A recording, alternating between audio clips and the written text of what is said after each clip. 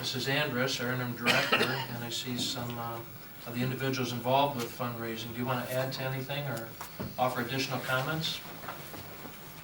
We are finding as we fundraise that it is a chicken or egg thing. There have been several aborted attempts to do something with the library. So there is something of a credibility gap for some people who want to see a shovel in the ground before they write a check. And so there is an impasse that we are going to hit fairly soon, where we will not be able to raise any more money until we have a firm commitment from the City Commission that in fact we're going ahead with this. And that they have the confidence that we will in fact raise that money and that we will go ahead and that we will bid this out. So we're not very far from that threshold at this point. I mean, I can't tell you how many people I've talked to who have said, you know, when we have a commitment that something is actually going to be done, because what will you do with the money if they decide not to build or renovate the library? So does it go in a line item and just be held aside until they do finally do it? Or are they actually going to do this? And so I guess what we're asking is a commitment from the city that in fact you intend to go ahead with this. And that you have the confidence in us as fundraisers that we will in fact raise this money and that you will send the bid out. I'm going to be one, if you want my support, you're going to have the donations and the pledges that you're responsible for. And if that comes to pass, you have my full support.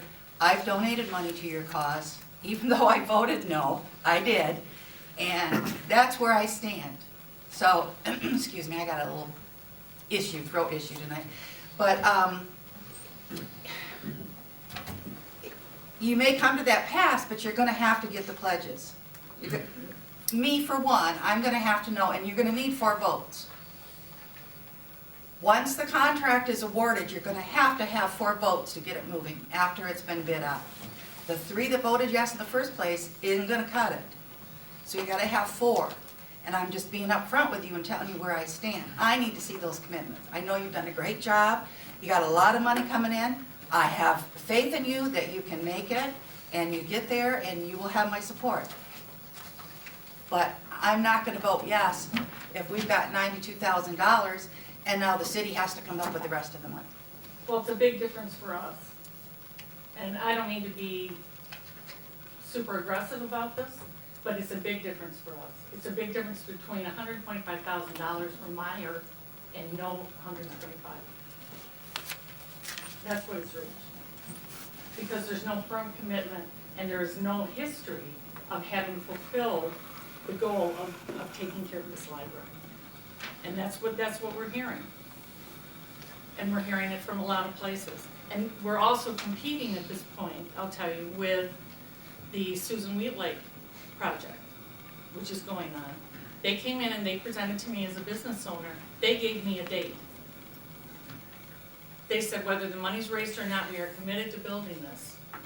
And so we are confident the pledges will come in and we are going to start on this date. That's all people are asking for. We can't, at this point, we don't even have a commitment from the City Commission that you intend to use the money we're raising for the purpose that we're raising it. That's all I'm saying. That's what it appears to people when we go out to talk to them. I don't think the city can use the money for anything other than what you are raising it for. When, though? That's the question. When? 2015? 2018? When are they going to do it? Because you haven't done it before. Well, you can't vote on it until you bid out the contract, and the contract comes back to the city commission, and that will take 4 votes. I understand that. Okay. What I'm saying is that there's no firm commitment to go ahead with this from the city commission. I have to tell you, as a fundraiser, it's like a vote of no confidence to me. That when I go out and talk to people, that I can't say they believe that I can raise this money. To respond to your question, I don't have an answer, city attorney. Well, I don't know. It is inconceivable to me that the city of Big Rapids is gonna spend $130,000-$140,000 on an architect to draw up plans that have never reached this level before, only to fail. Well, the DDA has spent $70,000, $80,000 on various plans for the downtown, and it took them 20 years to put up directional signs. So I agree. I mean, you and I and all of us sitting here would agree with that. I'm telling you, when we go out and talk to people, this is what we're hearing. So we get to the $300 and the smaller donations that you're talking about. But the serious money that we're talking to people about is not going to come in until they have a date. And they know in fact that something's gonna be done on the library. And not sometime, but when?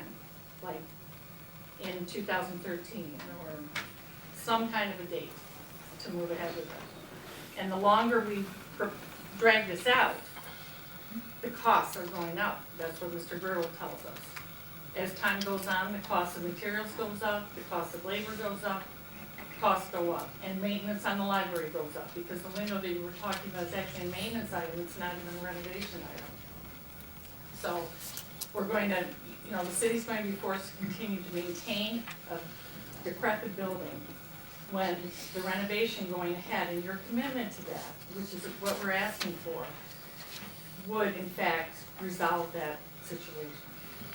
Well, I agree that this whole concept for this whole thing has been damned by faint praise, and we have to stand up.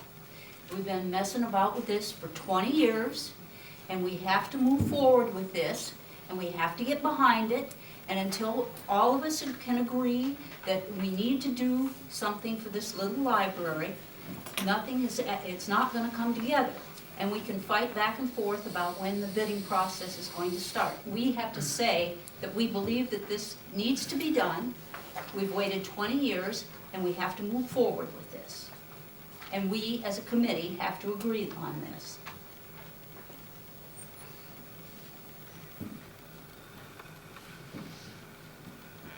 Commissioner Algenson? Well, I think we need, just from a fundraising standpoint, need to be very careful not to make this whole issue subject to a bunch of contention that's really about arbitrary numbers.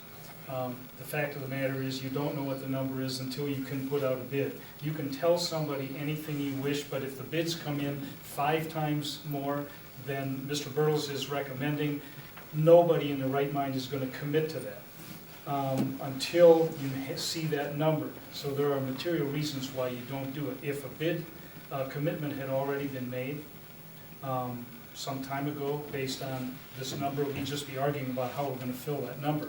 And we could turn to Steve and say, these guys can't come up with $300,000, you need to apply to the USDA, and it would be done. And whether or not there was one person hanging out there on a vote or not, I'd have much rather seen this be a library district. It's ridiculous in my mind that we couldn't come to any conclusion about that for however many years, but the fact of the matter is we couldn't. Now we have this opportunity, as Lynn has mentioned, and you have people raising funds. So I think we do have to say something that would serve. My last comment is, you will have just as much difficulty raising deficit financing dollars if the spade's in the ground and a bid has been committed. There's a point at which people will look at a capital project and say, you think you can do it, go do it. What do you need me for? So that needs to be recognized too, and I think that's a fine line. And thank goodness, I guess, for the Open Meeting Act, but there's a point at which this kind of thing needs to go forward in its quieter phase and be pretty successful. And then there's a juncture at which you go public and ask everybody to join in with the rest of it. And I'm not sure, from monitoring the campaign the little bit that I have, where the campaign is in that regard, but that's an important juncture in a capital project.